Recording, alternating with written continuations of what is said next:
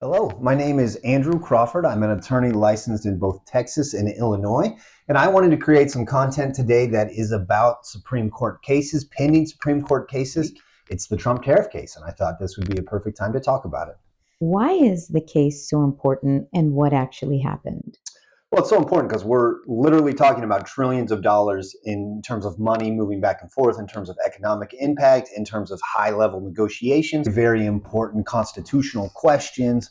What can Congress delegate? What types of powers can the president take from Congress? What can they do during an emergency? So it's an incredibly important case. The actual facts of the case are you got a toy manufacturer. Where do you think the toys are made? I think it's made in China. Very accurate guess. That is correct. The facts of the case are this. The president did declare an emergency following the Emergency Procedures Act, and he did so using multiple executive orders. The emergencies were both for the fentanyl crisis and the trade deficit. And then it used this law called IEPA, which is the International Emergency Economic Powers Act, which if the president declares an emergency, can then use that to do various things. Normally they use it for sanctions. In this case, Trump rewrote the entire tariff schedule. The fight is really over what regulate importation means, right? So within the law is this one phrase where it authorizes the president to regulate and a few other things, but it authorizes the president to regulate, and then about 17 words later, importation. And the question is, does regulate importation allow the president to tariff? And to my knowledge, there's no real regulation over what constitutes an emergency, right? Right. There is a law called the Emergency Powers Act, which kind of sets procedural requirements for when an emergency can be declared. If the president feels there's an emergency, as long as he follows these procedures, he can do it. And if he's way out of line, Congress will rein him in.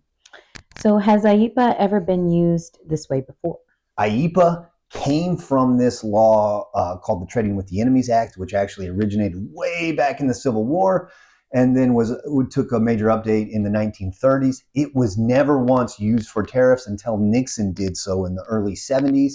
Once again, he used it for tariffs for 10% against Japan for a limited duration, and he based that 10% on the actual Tariff Act. After that case, about 4 years later, Congress created IEPA and basically said, IEPA is the Trading with the Enemies Act, but during peacetime, and during wartime, the Trading with the Enemies Act should apply. Certainly, it's never been used to put a tariff on every single country up to 150% for unlimited duration. It has never been used like that. So it's unlimited amount, unlimited number of products, unlimited number of countries. Just rewrote the whole tariff schedule. Okay, so what is the major questions doctrine? The major questions doctrine is kind of a guideline for how judges should interpret things, especially constitutional questions. It has to do with delegation. So the question here is, did Congress delegate its authority to tax? And the major questions doctrine essentially says that a court should not assume that Congress silently gives an agency or the president broad sweeping powers of huge economic or political significance without clear statutory language. So once again, the question now is, does regulate importation authorize the president to rewrite the entire tariff schedule? So does the Trump team have any strong arguments, in your opinion? The strongest points on the merits are this. One, that language has been used at least once to authorize tariffs, but the problem with that is the middle of the case authorizes tariffs, then the end of that case, it's called Yoshida, really limits what the president can do. The next best argument is what they call the donut theory, and that's because the donut theory basically says IEPA would allow the president to completely ban a product or products from an entire country. So under IEPA, president could say, we're blocking all imports from China. But under this interpretation, the president could not unilaterally impose a 1% tariff. They say that seems wrong, that seems non-commonsensical. But the answer to that is the power to tax is so important. If Congress is going to give up the power to tax, they need to explicitly say so. What Trump did with tariffs is not a small one country tariff for a limited duration. He tariffed every single country at very high rates, and it's going to be very hard to justify under just regular statutory interpretation and certainly under the major questions doctrine. All right, now let's talk about the Supreme Court. So Could the Supreme Court use the procedural arguments to delay the case? That is possible. But there are two kind of strong procedural arguments. It should have been heard in the Court of International Trade versus the DC court. They could say you have to wait for a final ruling, not a preliminary injunction. Trump has appointed how many? 2 or 3 justices? He's appointed 3 justices. So you got Kavanaugh, you've got Gorsuch, and you've got Amy Coney Barrett. Conservative justices, they all have this consistent worldview of how the law should be interpreted.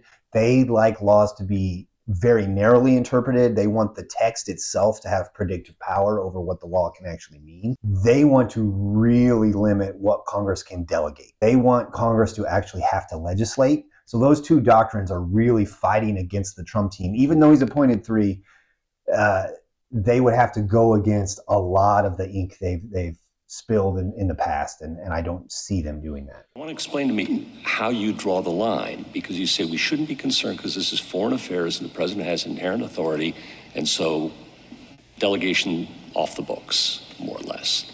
And if that's true, what would prohibit Congress from just abdicating all responsibility to regulate foreign commerce, for that matter, declare war, to the president? We don't contend that he could do that. If it did, why not? Well, because we're dealing with a statute again that has a whole. I'm not asking about the statute, General. I'm not asking about the statute. I'm asking for your theory of the Constitution and why the major questions in non-delegation, what bite it would have in that case. Yes, I would say by then you would move from the area where there's enormous deference to the president, actually both the political branches, where here there's inherent authority, and piled on top of that there's a broad delegation. You're saying there's inherent authority in foreign affairs, all foreign affairs. So regulate commerce, duties, and tariffs and war. It's inherent authority all the way down, you say. Fine. Congress decides tomorrow, well, we're tired of this legislating business. We're just going to hand it all off to the president. What would stop Congress from doing that? Okay, now, so let's make some predictions. If they rule on the merits, I honestly think this might be a rare case that goes 9-0, meaning 9-0 against Trump. I just don't see them abandoning their very long-held principles for this case. He declared an emergency and then tariffed the entire world, and that's just going to be very hard to overcome. Okay, and in your opinion, who is really at fault here? Is it Trump? Is it Congress?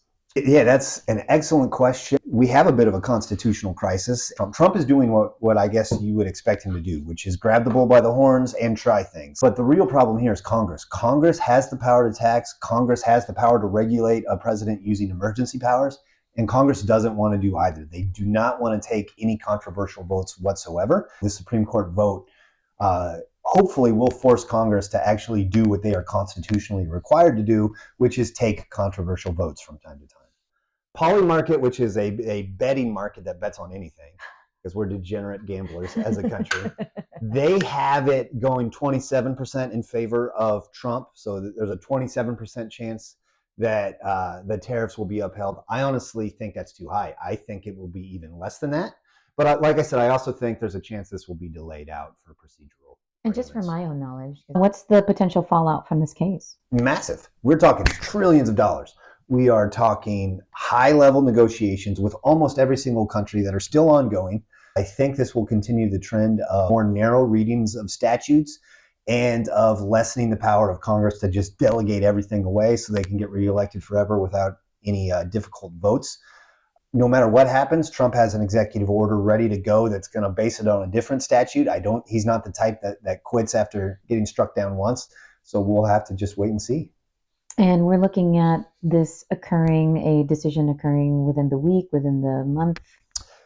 Maybe as soon as within the week. Mid-December is when they're expecting kind of this slate of decisions to come out. So, right now there's a brief somewhere and a 23-year-old law clerk is working on it. And that brief is probably worth billions if a Wall Street tycoon could get his hands on it. Well, I'm excited to see what happens. And thanks for all of your knowledge. No, thanks for having the chat with me. I'm excited as well. We'll see.